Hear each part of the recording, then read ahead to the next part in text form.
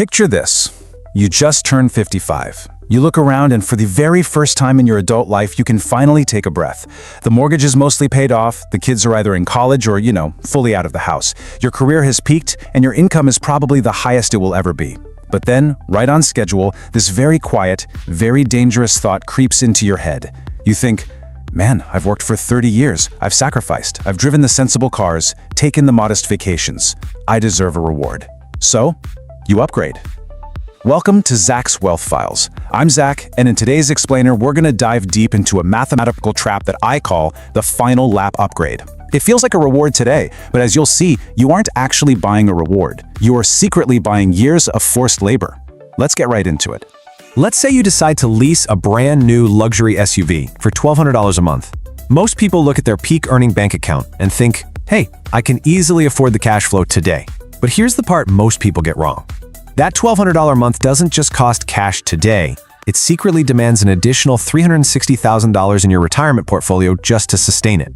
By upgrading your life right before the finish line, you are mathematically pushing your retirement date from, say, age 62 all the way to 68 or even 72. Now, real quick before we get into the heavy math. Everything in this explainer is a framework for general education. It's based on current IRS guidelines and behavioral finance research. This is absolutely not personalized financial or tax advice. Every single person's situation is totally unique, so please consult a licensed fiduciary CFP before making any major moves with your money. So when you hit your early 50s, a massive structural shift happens. For 2 decades, your budget was totally dominated by your kids, right? Braces, travel, sports, college funds. But when they finally leave, a huge financial vacuum opens up. Now, a purely rational person would take that $2,000 or $3,000 a month and immediately redirect it straight into their investments. But, well, human psychology just doesn't work that way. Instead, we experience something called expense replacement. This is basically a subconscious behavioral habit where you fill the financial void left by those old kid-related expenses with brand new luxury adult expenses. The money that used to go to the travel baseball team, it quietly turns into a country club membership. The college prep fund, that becomes a boat payment. And your overall monthly burn rate, the amount of cash you literally light on fire every month just to live, it stays exactly the same. Notice the contrast here, because it's absolutely crucial. Kid expenses are temporary. They naturally end when your children grow up and move out. But luxury adult expenses, those are permanent. A boat, a country club, a luxury vehicle, these all require ongoing maintenance and dues straight through your retirement years.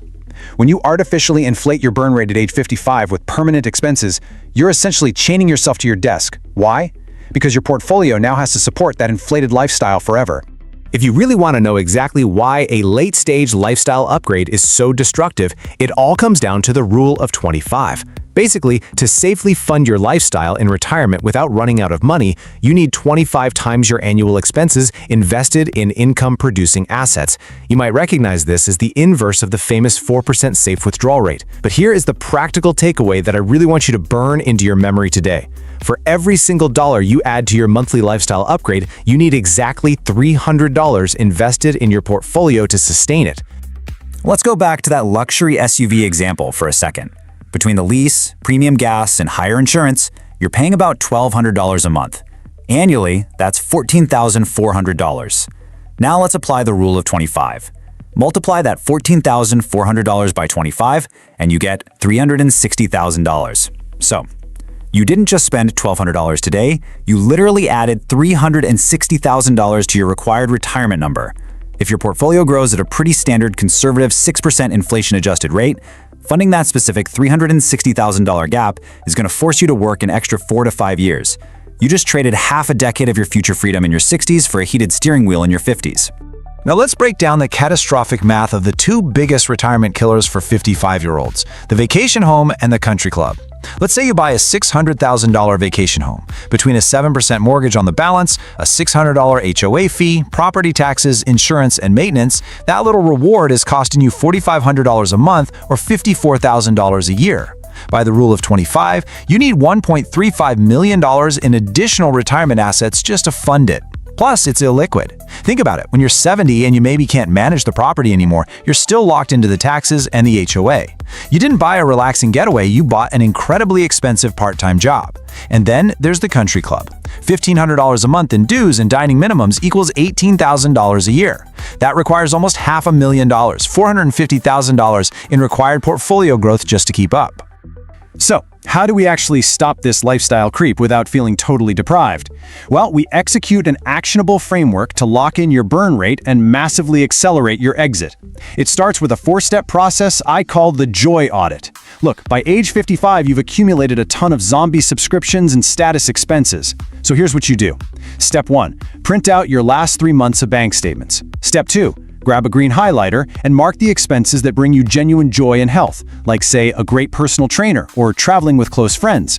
Step 3, grab a red highlighter for the status-driven or purely habitual expenses. These are the premium cable packages you literally never watch or that ridiculously expensive restaurant you only go to just to be seen. Step 4, ruthlessly eliminate the red. Keep the green, absolutely, but cut the red.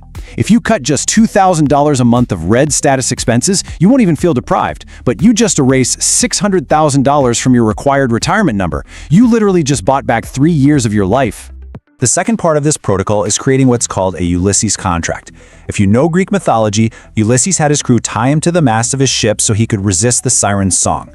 He basically made a contract with his past self to protect his future self. At 55, you are in your peak earning years.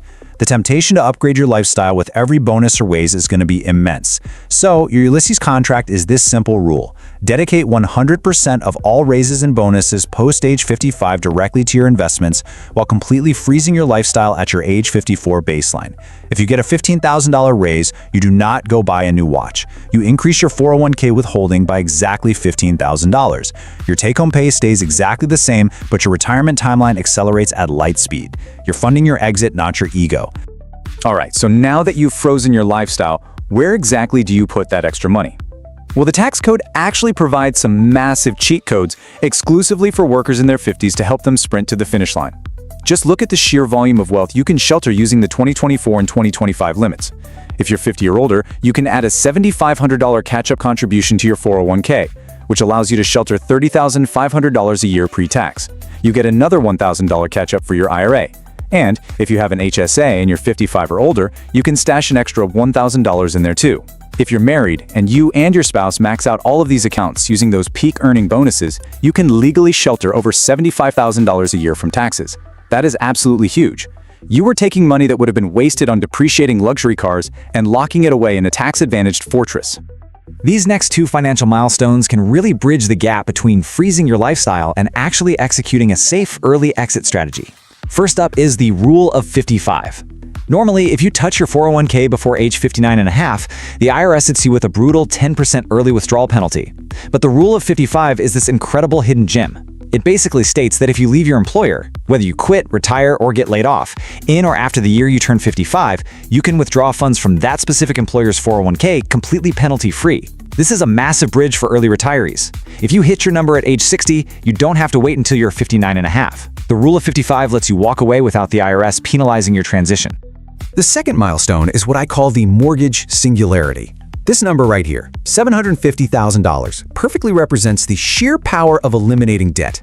The day you make your final house payment, your absolute largest monthly expense just vanishes. Think about it. If you eliminate a $2,500 monthly mortgage payment, you instantly reduce your required retirement portfolio by a staggering $750,000. That's exactly why so many savvy 55-year-olds take their final lap bonuses and dump them directly into their mortgage principal. They aren't just paying down debt, they are literally buying back their monthly cash flow years ahead of schedule.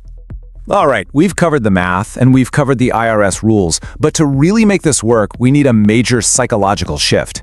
In your 30s and 40s, you probably operated on an accumulation mindset, right? You optimize for material affluence, acquisitions, luxury, fancy job titles. But as you approach 60, the game shifts entirely. You must start optimizing for time affluence. Happiness studies consistently show that time affluence, having absolute total control over your daily schedule, is a vastly stronger predictor of well-being in your 60s than material affluence. The golf club and the luxury car, they don't buy you time. They consume your time with maintenance, scheduling, and social obligations. By choosing a lifestyle freeze, you're aggressively trading material complexity for temporal freedom. You drive the paid-off 4-year-old car so you can wake up on a random Tuesday and just go for a hike without ever having to ask a boss for permission. I love this quote because it hits the nail right on the head. The ultimate luxury in the second half of your life isn't a thing you can buy in a showroom. It's the absolute, unbreakable ownership of your own time.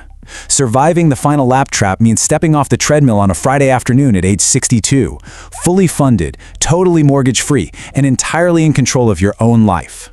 Which leaves us with one final question for you today. I want you to really look at your bank statements this week and ask yourself, what is the one status expense you will cut today to buy back a year of your retirement? I want you to commit to that action step and drop it in the comments below. I literally read every single one. If this explainer saves you from a $360,000 mistake, make sure you hit subscribe to Zach Wealth Files for more clear, math-based frameworks to help you build your long-term wealth. I'm Zach, and I'll see you in the next explainer.